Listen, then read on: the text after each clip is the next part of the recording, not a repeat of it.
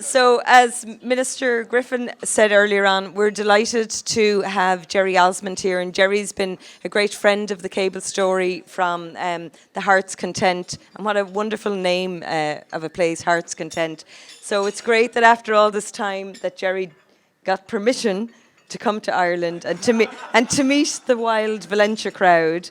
So Gerry, if you could please come up and we'll have a few words from you. Thank you.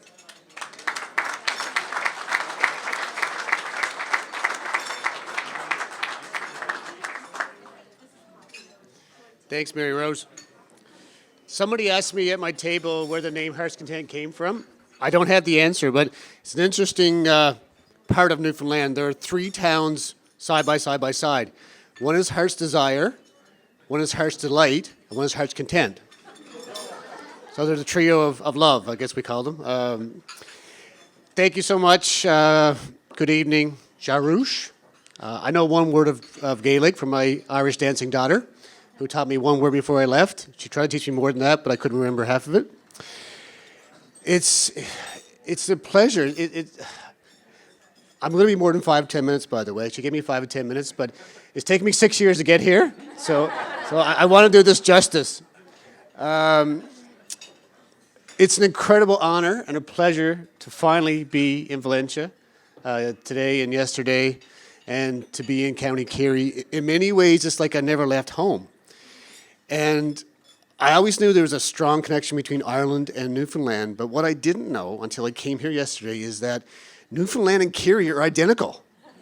Like we don't have mountains like this, but the people, the faces, the mannerisms, the worldly view, everything that you do, we do. And it's kind of interesting. I didn't see that coming. So when you think about Newfoundland, think about Kerry, because it's very much like Kerry, and the people in Heart's Content who know I'm here today wanted me to pass on, a big hi from them. Many of them have been to the cable station on their own personal visits, and they've stayed at the hotel, and so they were quite jealous that I was coming here tonight and staying at the hotel. I just want to say a few words. Like I say, it might be a bit longer than 5-10 minutes, but I just want to do this justice. Even though, as I said, it's like I never left home, it's all still very surreal for me. And that's because I have no connection to this cable story. I didn't grow up in Heart's Content. I didn't grow up anywhere near Heart's Content. I never set foot in the building until 9 years ago. So the fact that I'm here today is because of complete and utter luck. 9 years ago, I took a job, and that job included the Heart's Content cable station. And, I have a heritage background, so I kind of knew a bit about the cable. I learned as a kid in school, vaguely knew of Valentia. But even when I became manager of all these sites, it was one of 12. It's like having 12 kids. So you can't love one more than the other. So Heart's Content for me, I went out there and we had, our cable day is July 27th, and we did our thing. And, I knew it was an important story, but I didn't really appreciate how important it was. And our cable station's a bit different in that when it closed in '65, the Newfoundland government at the time had the foresight, I still can't believe this, and it's because it's government, to buy the building for $1. And they mothballed it completely.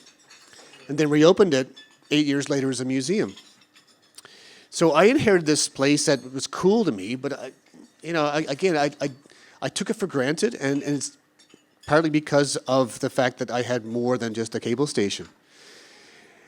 And the game changer for me was in October of 2013, almost 6 years ago.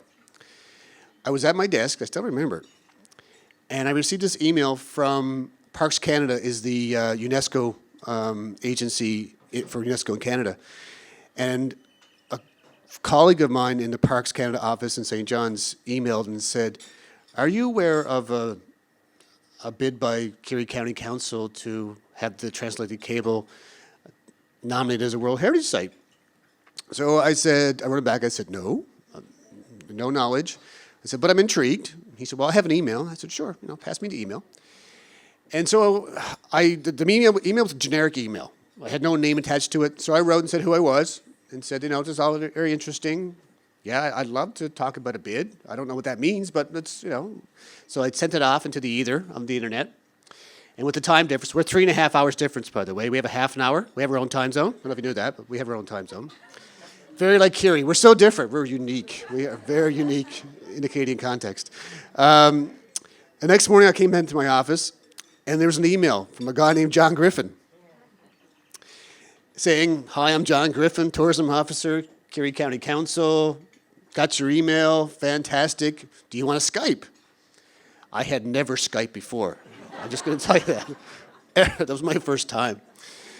And so I wrote him back and said, sure, yeah, it's great, let's Skype. And then he said, I have a few friends who will join us, Mary Rose Stafford and Anthony O'Connell. And I said, yeah, that's great. So we Skyped, and I don't think it was lost on us that, here we were all these years later talking about cable stations, and here we were Skyping.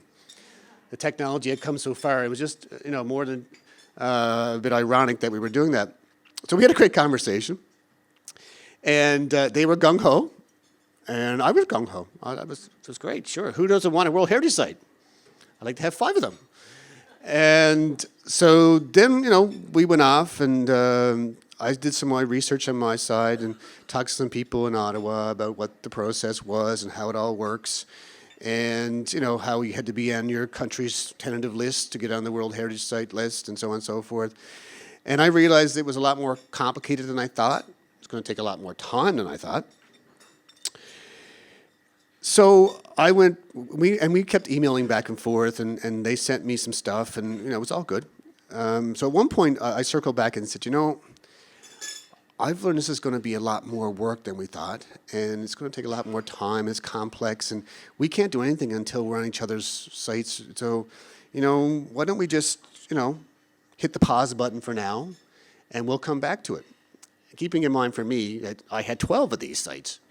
So I, that's where I am, and that was fine. So in my head, I hit the pause button. What I didn't realize at that time was that your people don't have a pause button. They just don't. So they went off and did their thing. And so they wrote the Irish government. They wrote the Canadian government. They talked to 2 Canadian ambassadors. They went to New York to raise funds. They talked to my minister. It just kept going and going and going and going. And I have to say, from the other side of the Atlantic, I sat back and watched all this unfold and thought to myself, these people are crazy. They're absolutely mad. Did they not hear what I just told them? Hit the pause button. It's not going to happen. One of the other things they did was they hired Dr. Al Gillespie to write two research papers for them. And again, they sent me copies, and I rolled my eyes and said, okay, sure, it's great. Do what you want to do. I can't stop you. Go mad. In 2017, unexpectedly, the Canadian list opened up. And that was our chance to go for it on our side. So when the application was posted online, I opened it up, had a look at it, and went through the sections, and I thought, some of this jargon seemed familiar to me. And I couldn't quite pinpoint where I saw it before. And then I realized where I saw it before. It was in Al Gillespie's papers. So I found Mary Rose's email, opened it up again, opened the document, read down through it, and went, yeah. Copy, paste, copy, paste, copy, paste. And I thought to myself, who's crazy now? And long story short, we were successful, and that was great. We were one of 8 new sites, and I think Canada now has 13. So it was a feather in our cap, I have to say. At the same time, there's still a bit of work to go. But those papers, those Al Gillespie papers, were fundamental in that application for him. So those crazy people you have did a lot of good work that now I truly appreciate for what they did. And we kept talking. So, I remember when we found out that Heart's Content was on the Canadian list, the very first email I sent was to Mary Rose and to John and Anthony and Leonard, who at the time was part of the scene. And I'm not joking. I hit the send button and I pushed my chair back and I waited for the responses. I just waited. Ding, ding, ding, ding. And it was probably one of the best professional days of my life, I have to tell you. To date, when we get to World Heritage, it'll be an even bigger day. But it was great to share it with them because we've been on this journey for 6 years. And after all the Skype and emails and phone calls, it was so special to actually see them on Tuesday in Dublin for the first time and to see Leonard as well. I've never experienced a relationship professionally where you don't meet people and all of a sudden then you do years later, and we've done so much together. I mean, we still have a lot of work to do. There's no doubt about that, and there's still a lot of time ahead of us.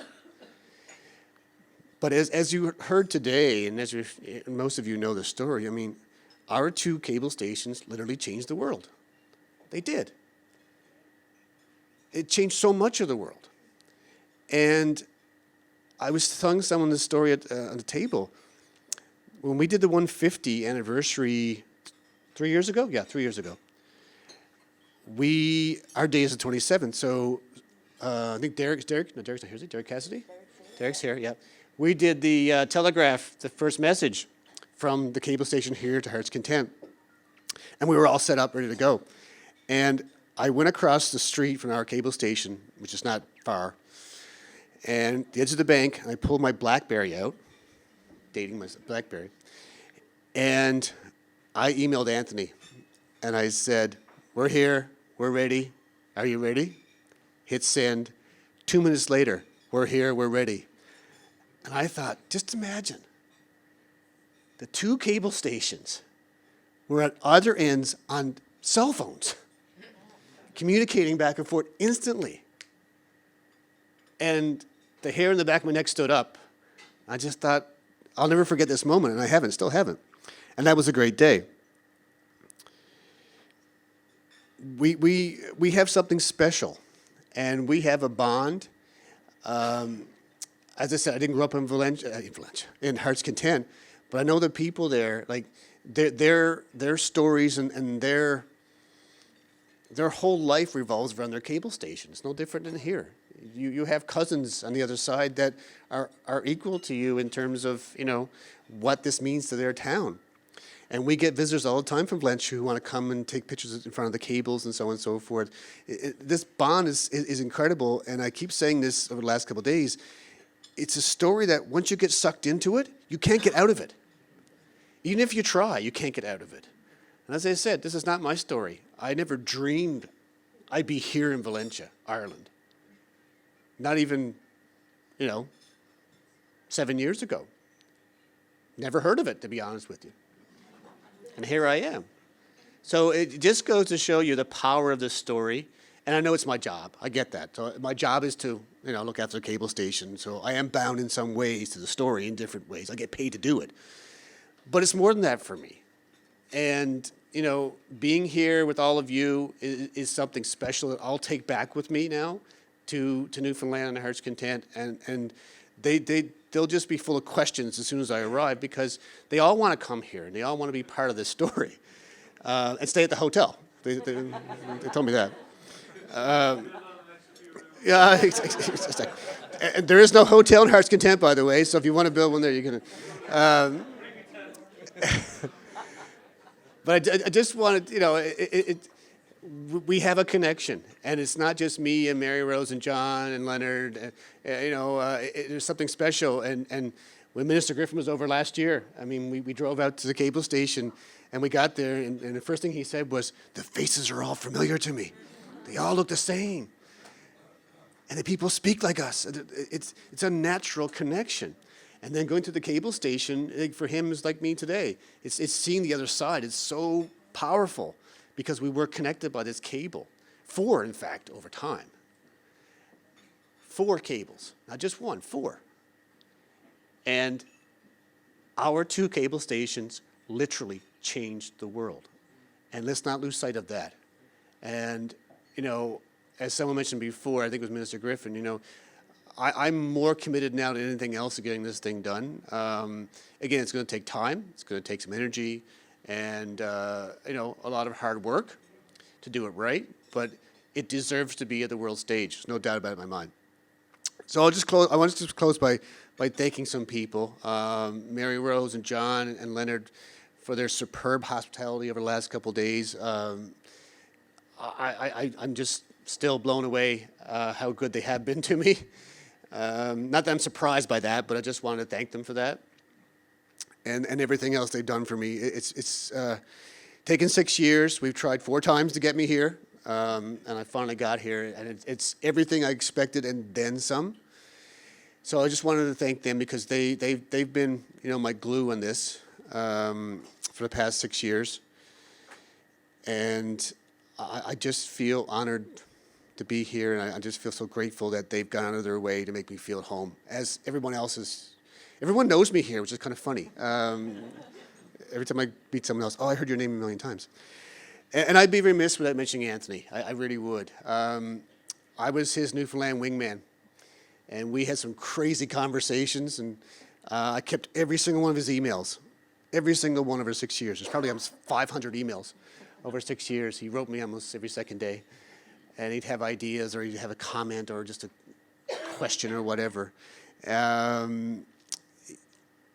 It's his dream, and he brought me into his dream and his vision, and I'm so grateful for that. I just wanted to mention him because he was my go-to guy. Even though the rest of them were always engaged, but they were busy. But Anthony was always the one who replied first. He always got back to me first, no matter what the conversation was.